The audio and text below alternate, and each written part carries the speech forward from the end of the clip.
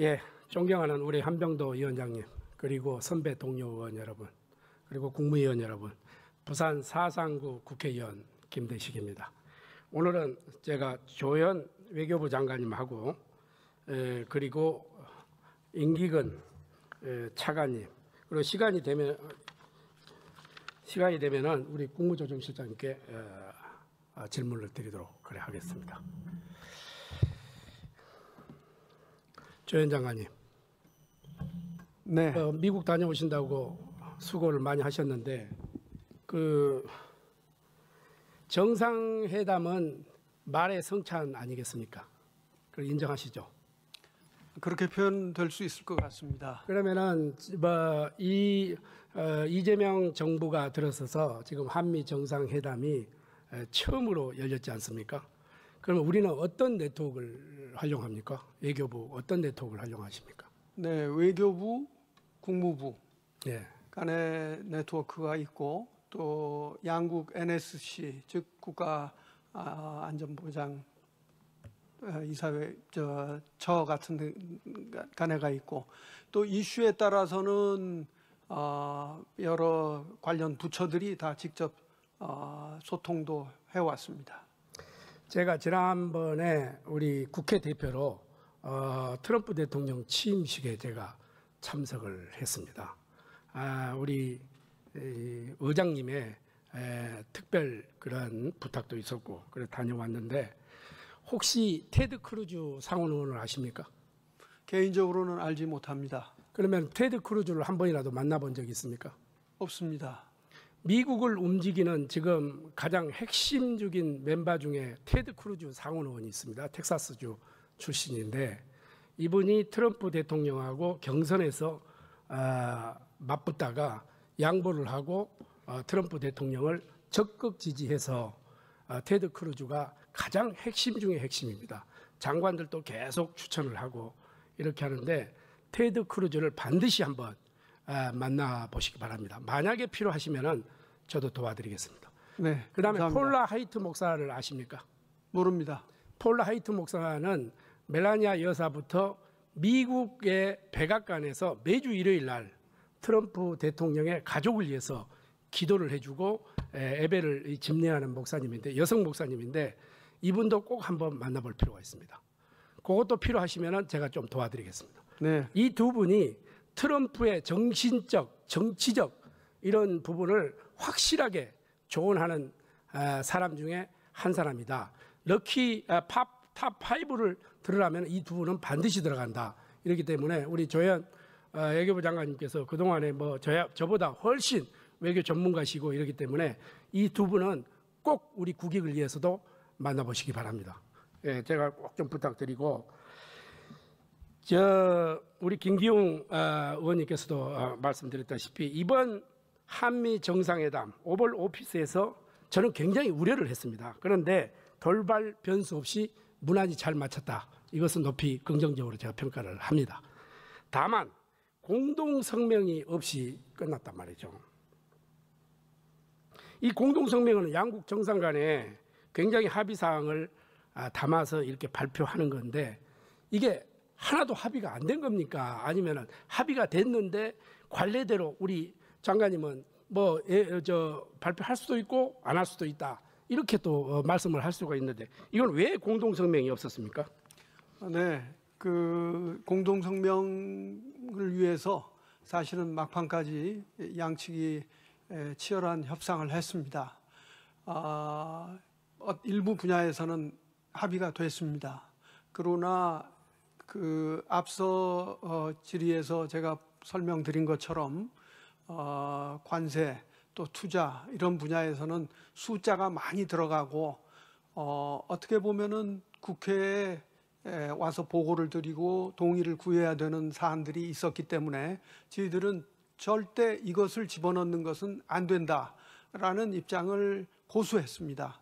그러니까 미국 측에서는 그렇다면은 저희는 그것도 고려를 했습니다. 여차하면 그런 것만 제외시키고 합의된 것만 발표하는 것도 했는데 미 측으로서는 그러면은 이것을 협상을 다 완료한 후에 적절한 계기에 발표하자 해서 저희들이 그 받을 수 없는 것을 받는 것보다는 그것이 낫겠다고 해서 그 공동 합의문이 발표가 되지 않았습니다. 그런데 꼭 이렇지 않더라도 트럼프 정부에서 그 공동 발표문을 왕왕 발표하지 않는 경우가 있습니다. 네.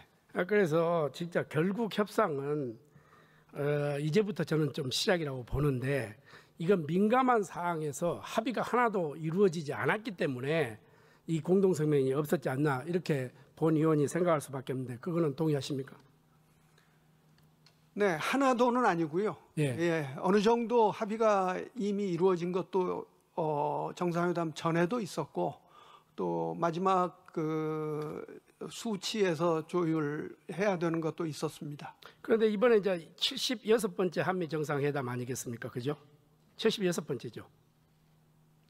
그 수치는 76번째인데 인도라든지 일본이라든지 이탈리아라든지 이런 다른 나라들은 정상회담이 끝나고 이 발표를, 공동성명을 발표를 한단 말이죠. 하는데 유독 우리 대통령이 가서 이게 한미 정상회담 모든 국민들이 바라보고 굉장히 기대를 많이 했는데 공동성명이 없기 때문에 야, 이거 한미 관계가 이거 제대로 되는 거야? 안 되는 거야? 이렇게 국민들이 걱정할 수밖에 없지 않습니까? 이제 물론 물밑 작업을 이렇게 하겠지만은 그런 민감한 사항, 이런 부분이 합의에 도착을 하지 못했기 때문에 이게 정상 공동성명이 발표하지 못하는 그런 방증이 아니냐, 이렇게 생각합니다. 아까 우리 김기웅 의원님께서 여러 가지 현안을 가지고 농수산물 문제라든지 LNG 가스 문제라든지 국방 문제라든지 방위비 문제라든지 이런 여러 가지 현안들이 있는데, 이것이 지금부터 조금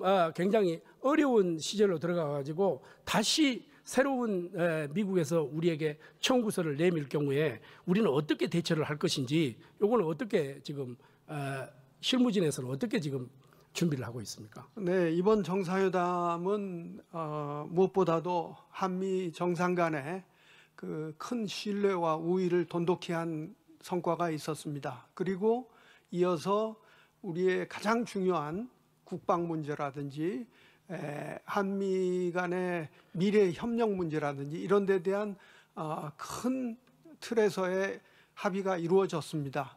그러나 앞서 설명드린 것처럼 미 측에서 요구하는 그 투자 분야에 작은 것 같지만은 저희 정부로서는 국회의 동의 없이, 국회의 보고 없이 합의해낼 수 없는 것들이 있었기 때문에 합의문이 발표되지 못한 것입니다. 저는 나쁜 합의문보다는 없는 합의문이 낫다고 생각합니다. 그래서 저는 뭐 장관님 말씀에 일부는 동의하고 일부는 좀 의심이 가는 게, 그러면 국회 동의에 얻을 수 있는 합의를 이루지 못했고 이것은 국회 동의를 얻어야 되겠다, 이런 부분이 있으면은 그래도 귀국해서 어느 정도 국민들에게 알 권리가 있으니까 설명해 줄 필요는 있지 않습니까?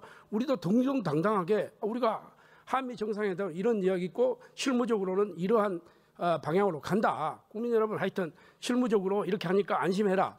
이런 부분을 충분히 설명할 수 있는 기회가 있었는데 아직까지 이렇게 아무런 그게 없으니까 뭐 국회뿐만 아니라 국민들이 뭐 걱정하고 있는 거 아닙니까? 더 이게 큰 이 청구서가 날라오는 거 아니냐, 이런 부분도 있는데. 네, 저 대통령실의 관련 실장들께서 이미 언론 설명이 있었습니다. 이게 지금 협상이 진행되고 있기 때문에 상세한 내용을 아마 충분히 말씀드리지 못한 것 같은데 진행되는 상황을 보아가면서 국회에 와서 보고를 드리도록 그래서 하겠습니다. 오늘 같은 날 예산결산위원회 특별위원회 오늘 이제 마지막 우리 질의 시간 아니겠습니까? 그러면은 다녀왔고 이 정치, 주식, 뭐 경제 이런 거 타이밍 아니겠습니까? 이런 부분에 오늘 3실장이 다 가셨으니까 오셔서 여기에서 지금 현재까지 한미 관계는 이렇게 진행하고 있다 하는 것을 국민의 대표 기관인 국회에서 좀 설명을 해줄 필요가 있는데, 뭐 대통령 이 수행하시고 뭐 하신다고 해서 전혀 이렇게 참석을 안 하니까 깜깜이 소식밖에 될 수 없는 거 아닙니까? 그리고 우리는 또 외교부 장관님한테 질문하면은 기본적인 답변밖에 듣지 못하고 이런 상황이 안타깝다 이런 이야기입니다. 네, 제가 부족하지만 최선을 다해서 답변을 드리겠습니다.